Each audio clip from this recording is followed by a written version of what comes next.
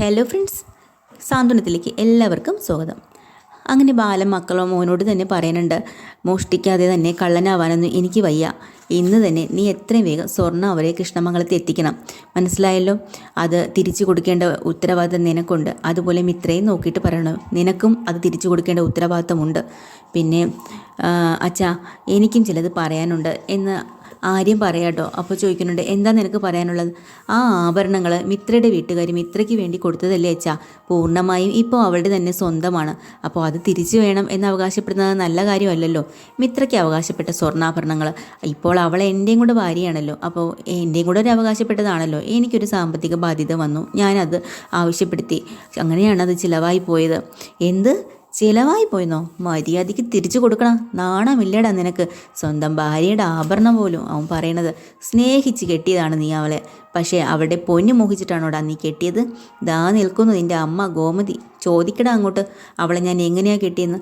അവളെ ഞാൻ സ്നേഹിച്ച് വിളിച്ചുകൊണ്ട് വന്നെങ്കിലും അവളുടെ കയ്യിൽ നിന്ന് ഞാൻ ഒരു തരി പൊന്നു വാങ്ങിച്ചിട്ടുണ്ടോ ചോദിക്കുന്നേ. ഇനി ഒരു പക്ഷേ അവൾ തന്നാൽ പോലും ഞാനത് വാങ്ങുമോ? നീ ചോദിച്ചു നോക്ക്, ഞാൻ വാങ്ങുന്ന ആളാണെന്ന്. പറയുന്ന നാണമില്ലാത്തവൻ എന്ന് പറയട്ടോ. എന്നിട്ട് ഉടനെ തന്നെ മിത്രയോട് പറയാനുണ്ട്, മിത്രേ, നീ ഒരു കാര്യം മനസ്സിലാക്കണം. സ്നേഹിച്ച പുരുഷൻ അവന് സ്വർണവും പണവും ഒക്കെയാണ് മോഹം എന്ന് നീ എന്താ തിരിച്ചറിയാതെ പോയത് എന്നിങ്ങനെ ചോദിക്കുന്നുണ്ട്. അപ്പം മിത്ര ഒന്നും മിണ്ടണില്ല. അപ്പോൾ ഉടനെ ആര്യം പറയണം, അച്ഛാ ഒരു കാര്യം ഞാൻ പറയട്ടെ, എല്ലാവരും അച്ഛനെ പോലെ ആവണമെന്ന് അച്ഛൻ വിചാരിക്കരുത്. എനിക്കും എൻ്റെ ഇതോട്ടുള്ള കാര്യങ്ങളൊക്കെ ഉണ്ട്. അച്ഛൻ ജീവിക്കുന്നത് പോലെ എല്ലാവരും ജീവിക്കണമെന്ന് വെച്ചാൽ നടക്കുന്ന കാര്യമാണോ? എനിക്ക് സാമ്പത്തികമുള്ള ആവശ്യം വന്നു, അതുകൊണ്ട് ഞാൻ എൻ്റെ ഭാര്യയുടെ സ്വർണം പണയപ്പെടുത്തി. അതിനിപ്പോൾ എന്താ കുഴപ്പം? എടാ നിന്നെ ഞാനെന്നും പറഞ്ഞുകൊണ്ട് അടിക്കാൻ അങ്ങോട്ട് കയ്യോ കേട്ടോ ബാലൻ. അപ്പോൾ തന്നെ എല്ലാവരും കയറി അങ്ങ് തടയാനുണ്ട്. വേണ്ട വേണ്ടെന്ന് പറയാൻ കേട്ടോ. നീ മര്യാദയ്ക്ക് തിരിച്ചു കൊടുത്തോ. ഈ വീട്ടിൽ സ്വർണവും പണവും ഒന്നും അവിടുത്തെ ഒന്നും ഇവിടെ വേണ്ട പറഞ്ഞേട്ടല്ലോ. പിന്നെ എത്രയും വേഗം നീ കൊടുത്തോ, ഇല്ലെങ്കിൽ അതിനുള്ള തീരുമാനം ഞാൻ തന്നെ ഉണ്ടാക്കും, കേട്ടല്ലോ എന്ന് പറഞ്ഞിട്ട് അച്ഛൻ അങ്ങ് പോവുക. അവരങ്ങനെ ആകെ പ്രശ്നത്തിൽ നിൽക്കുമ്പോൾ മീനാക്ഷിയുടെ അടുത്ത് പാവം നമ്മുടെ മിത്ര വന്ന് പറയണ, ചേച്ചി എന്തിനാ ഇങ്ങനെ പ്രശ്നങ്ങളൊക്കെ ഉണ്ടാവും, ഞാൻ കാരണമല്ലേ ഇതെല്ലാം ഉണ്ടാവണേ എന്ന് പറയട്ടോ. ഇതിനിടയിൽ കൂടെ ധർമ്മൻ വന്ന് പറയുന്നുണ്ട് ആര്യനോട്, ആര്യ, ഞാൻ എല്ലാ കാര്യത്തിലും നിന്നോട് മാത്രമേ സപ്പോർട്ട് ചെയ്തിട്ടുള്ളൂ, പക്ഷേ ഈ ഒരു കാര്യത്തിൽ ഞാൻ അളിയൻ്റെ സൈഡിൽ നിന്നേ പറയുള്ളൂ എന്ന് പറയട്ടോ. സത്യം പറയണ, എന്താ സംഭവിച്ചത്? ആ ആഭരണങ്ങൾ ദേ മാമ, ഞാൻ പറയാനുള്ള എല്ലാം പറഞ്ഞു കഴിഞ്ഞു. എൻ്റെ കാര്യത്തിൽ കൂടുതൽ മാമൻ ഇടപെടരുത്. ഇത്രയും പറയുമ്പോൾ തന്നെ ധർമ്മന് നല്ല വിഷമമാവുന്നുണ്ട്. കാരണം എന്ത് കാര്യമുണ്ടെങ്കിലും ആര്യൻ ഷെയർ ചെയ്യുന്നത് ധർമ്മനോടാണല്ലോ. പെട്ടെന്നുള്ള ഈ മാറ്റങ്ങളും കാര്യങ്ങളും വന്നപ്പോൾ വിഷമായി. അങ്ങനെ പെട്ടെന്ന് അത് കണ്ടിട്ട് ഗോമതിക്ക് വിഷമമുണ്ടുണ്ട്. ഗോമതി പറയണടാ, നീ അവനെ കുറ്റപ്പെടുത്തല്ലേ, നീ ക്ഷമിക്കുക അവനോട്, അത് സാരമില്ല ചേച്ചി എന്നിങ്ങനെ പറയാനുണ്ടോ. അപ്പം എന്തായാലും ആകാശിനും അതൊരു എല്ലാവർക്കും സംശയമാണല്ലോ. അപ്പം ആകാശ് പോലും കല്യാണം കഴിഞ്ഞപ്പോഴും സ്വർണവും പണവും അങ്ങനെയുള്ള കാര്യങ്ങളൊന്നും വാങ്ങിക്കണമെന്നൊന്നും ഉണ്ടായിരുന്നില്ല അവർ. എന്നിട്ടും ഈ ഒരു കാര്യത്തിൽ മാത്രം ഇങ്ങനെ ഒരു താല്പര്യം വന്ന എന്തുകൊണ്ടാണെന്ന് എല്ലാവർക്കും ദേഷ്യപ്പെടുക. അപ്പോൾ ഉടനെ തന്നെ ദേഷ്യപ്പെട്ട് പോകുമ്പോൾ മീനാക്ഷി ആണെങ്കിൽ ഗോമതിയോട് പറയണം, അമ്മ വിഷമിക്കാതെ, അതല്ല മോളെ, പാവ ആര്യൻ, ഞാൻ കാരണം എന്തോരം അവൻ വിഷമിക്കുന്നുണ്ട്. അതൊന്നും സാരമില്ല, ഒക്കെ ശരിയാവും. പക്ഷേ ഇപ്പം വിഷമിച്ചത് പേടിച്ചും ഒക്കെ നിന്നത് മിത്രയാണ്. അമ്മ അവളെ പോയി ഒന്ന് സമാധാനിപ്പിക്കുന്നു പറയാട്ടോ. അങ്ങനെ മിത്രയുടെ അടുത്തേക്ക് ചെല്ലാണ്. അപ്പോൾ മിത്രയുടെ അടുത്ത് പറയുന്നുണ്ട്, മോളെ വിഷമിക്കണ്ട, എന്തായാലും നീ ഒരു കാര്യം ശ്രദ്ധിച്ചോ, ഇത്രയൊക്കെ പ്രശ്നങ്ങൾ ഇവിടെ ഉണ്ടായില്ലേ? അപ്പോൾ ഉടനെ മിത്ര പറയുന്നുണ്ട്, അമ്മേ, ഞാൻ വരുന്നതിന് മുമ്പ് നിങ്ങളൊക്കെ എത്ര സ്നേഹത്തിലായിരുന്നു. ഞാൻ വന്നതിന് ശേഷമാണല്ലോ ഇവിടെ പ്രശ്നങ്ങളായത്. എന്തിനായിരുന്നു? ഇതിൻ്റെ ഒന്നും ഒരു ആവശ്യം ഉണ്ടായിരുന്നില്ല എന്ന് എനിക്ക് തോന്നുന്നു അപ്പച്ചി എന്ന് പറയാട്ടോ. അപ്പോൾ പറയുന്നുണ്ട്, മോള് വിഷമിക്കാതെ, നീ ഒരു കാര്യം ഈ വഴക്കിൻ്റെ ഇടയിൽ കൂടെ നീ ശ്രദ്ധിച്ചിരുന്നോ? എന്താ അപ്പച്ചിന്ന് ചോദിക്കുമ്പോൾ ആര്യൻ അവൻ എത്ര ചോദിച്ചിട്ട് ആ സ്വർണത്തിൻ്റെ കാര്യം അവൻ പറഞ്ഞോ? എന്നിട്ട് മോളെ കുറ്റപ്പെടുത്തിയോ? ആ കട്ടുകൊണ്ട് പോയ കള്ളനെ കുറ്റപ്പെടുത്തിയോ? ഇല്ല.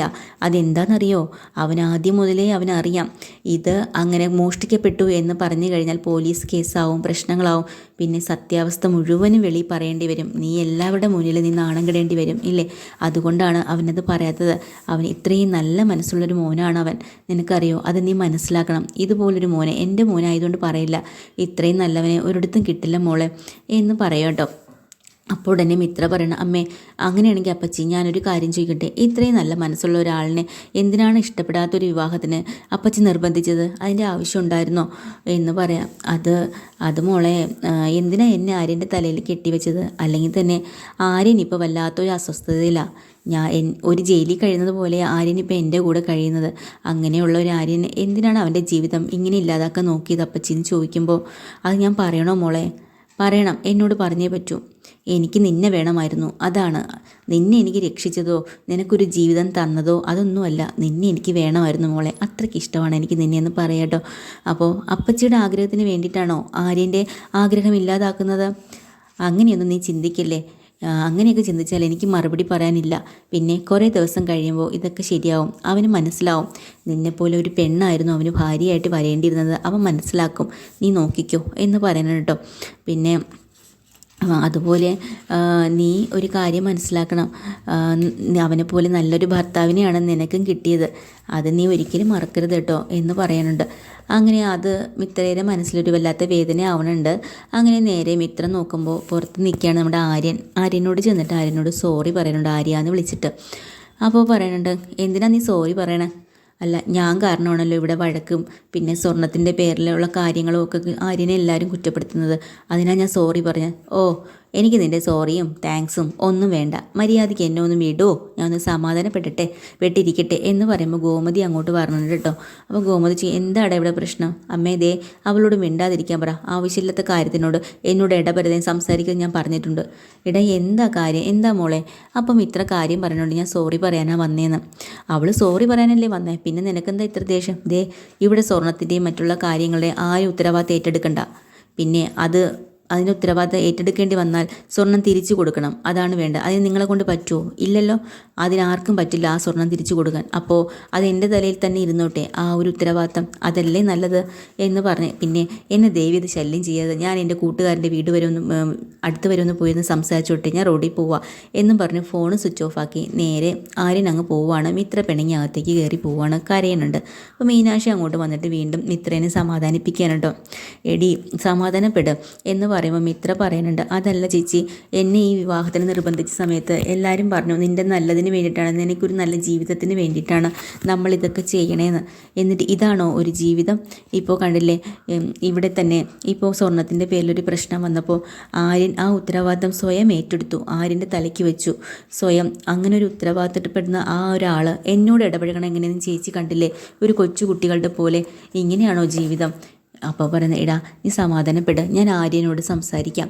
വേണ്ട ചേച്ചി, സ്വയം മനസ്സിലാക്കി ചെയ്യുന്നതിനെ ഇത് കാണത്തുള്ളൂ, അല്ലാതെ പറഞ്ഞ് ചെയ്യിക്കണ്ട. നീ സമാധാനപ്പെട്. ഇതിപ്പം ഇന്നത്തെ ഒന്നോ രണ്ടോ ഉള്ള പ്രശ്നമല്ലല്ലോ, ജീവിതം ഇനി മുന്നോട്ട് കിടക്കുമല്ലേ, ഇതിനിടയ്ക്ക് വെച്ച് നമുക്കെല്ലാം ശരിയാക്കാം ഇത്രേ എന്നിങ്ങനെ പറയാനുണ്ട് കേട്ടോ. മീനാക്ഷി സമാധാനിപ്പിക്കുകയാണ്. ഈ സമയം കടയിൽ ബാലിനെ ഇങ്ങനെ ഓരോന്നും ആലോചിച്ചിരിക്കുമ്പോൾ രാമേട്ടൻ പറഞ്ഞിട്ടുണ്ട്. അപ്പോൾ ചോദിക്കുന്നുണ്ട്, എന്താ ബാല നീ ഇങ്ങനെ ആലോചിച്ചിരിക്കണേ? അല്ല രാമേട്ട, ഞാൻ ആലോചിക്കായിരുന്നു, സ്വർണത്തിനൊക്കെ എന്താ വില, സാധാരണക്കാരുടെ മക്കളെ എങ്ങനെ കെട്ടിച്ചയക്കും? ഓ, അതാണോ നീ നോക്കണത്? ശരിക്കും പറഞ്ഞാൽ ഈ കല്യാണ സമയത്ത് സ്വർണ്ണാഭരണങ്ങൾ അണിയണം എന്നുള്ള അത് ഗവൺമെൻറ് തന്നെ നിരോധിക്കണം, എന്നാൽ തന്നെ പറ്റത്തുള്ളൂ എന്നിങ്ങനെ അവർ ചർച്ചയിലാണ് കേട്ടോ. പിന്നെ നീ എന്തിനാ ഇപ്പം അങ്ങനെ? അല്ല, നിൻ്റെ ശ്രീകുട്ടിക്ക് കല്യാണമൊന്നും ആയില്ലല്ലോ, പിന്നെ ഇപ്പം എന്തിനാ നോക്കണേ എന്ന് ചോദിക്കുമ്പോൾ പെട്ടെന്ന് ബാലൻ പറയുന്നുണ്ട്, ശ്രീകുട്ടിയുടെ കല്യാണത്തിൻ്റെ കാര്യമല്ല, അല്ലാതെ തന്നെ എനിക്കൊരു 100 പവൻ്റെ ആവശ്യമുണ്ട് എന്ന് പറയുന്നുണ്ട്. അപ്പോൾ ആകാശം ധർമ്മനും കൂടെ അങ്ങോട്ട് വന്ന് നിൽക്കുന്നു. അച്ഛാ, എനിക്ക് മനസ്സിലായി. അച്ഛാ, ആ കൃഷ്ണമംഗലത്തുകാരുടെ കാര്യം കേട്ടിട്ടല്ലേ ഈ ടെൻഷൻ അടിക്കണേ? അച്ഛൻ എന്തിനാ ഇതൊക്കെ എടുത്ത് തലയിൽ വയ്ക്കണേ? അത് അവരെ പോവാൻ പറ എന്ന് പറയുമ്പോൾ ഉടനെ തന്നെ രാമേട്ടനും പറയുന്നുണ്ട്, എടാ ബാല, നീ അതിനെക്കുറിച്ച് ചിന്തിക്കാതെ, അവളെ ഇപ്പോൾ കല്യാണം കഴിച്ചു, അവരൊരു കുടുംബമായി, ഭാര്യ ഭർത്താക്കന്മാരായി, അവരങ്ങ് ജീവിക്കട്ടെ. ഇനി സ്വർണവും അതിൻ്റെ കാര്യങ്ങളൊക്കെ എന്തെങ്കിലും പ്രശ്നം ഉണ്ടെങ്കിലേ അത് അവരെ ഏറ്റെടുത്തോളും. ആ ഉത്തരവാദിത്തം നീ അവർക്ക് വിട്ടുകൊടുക്കുക. എല്ലാം കൂടെ നീ എന്തിനാണ് തലക്കേറ്റി വെക്കണേ? അങ്ങനെയല്ല രാമേട്ടന് പറയാൻ ഭയങ്കരമായിട്ട് എളുപ്പമാണ്. പക്ഷേ എൻ്റെ അവസ്ഥ അങ്ങനെയല്ല. എന്തായാലും അവനാണത് എടുത്തെങ്കിലും ഞാനും കള്ളൻ എന്നുള്ള പേര് തന്നെയാണ് കേൾക്കേണ്ടി വരുന്നത്. എനിക്കതിന് സാധിക്കില്ല. പിന്നെ വളർത്തു ദോഷം എന്ന് തന്നെ എല്ലാവരും പറയും. അതുകൊണ്ട് എനിക്കും അതിന് ഉത്തരവാദിത്തത്തിൽ നിന്ന് ഒഴിഞ്ഞു മാറാൻ പറ്റില്ല. എനിക്കത് കൈയൊഴിഞ്ഞ് പോകാനും പറ്റില്ല രാമേട്ട.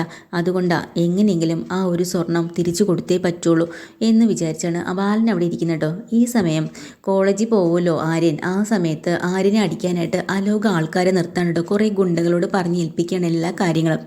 അപ്പോൾ തന്നെ ഇത് മറിഞ്ഞു നിന്നിട്ട് ആകാശ് കേൾക്കുന്നുണ്ട്. അപ്പോൾ ആകാശിനോട് അച്ഛൻ പറഞ്ഞു വിട്ടിരുന്നു വരാനുള്ള ചരക്കിൻ്റെ കാര്യങ്ങളൊക്കെ നീ പോയി ഒന്ന് അന്വേഷിച്ചിട്ട് വരാനായിട്ട്. അതിന് വേണ്ടിയിട്ടാണ് കടയിൽ നിന്ന് ആകാശ് പുറത്തിറങ്ങിയിട്ടോ. ആ സമയം ഇവർ ഒളിഞ്ഞു നിന്ന് സംസാരിക്കണം കേൾക്കുമ്പോൾ കാറിൻ്റെ മറവിൽ നിന്ന് ആകാശ് ശ്രദ്ധിക്കണതാണ്. അപ്പോഴാണ് പറയുന്നത്, എടാ അവൻ കോളേജ് കഴിഞ്ഞ് വരുന്ന വഴിയിൽ അവനെ തടഞ്ഞു നിർത്തി അവനെ അടിച്ച് ശരിയാക്കണം, അവൻ്റെ കൈയും കാലും ഒടിച്ചിടണം.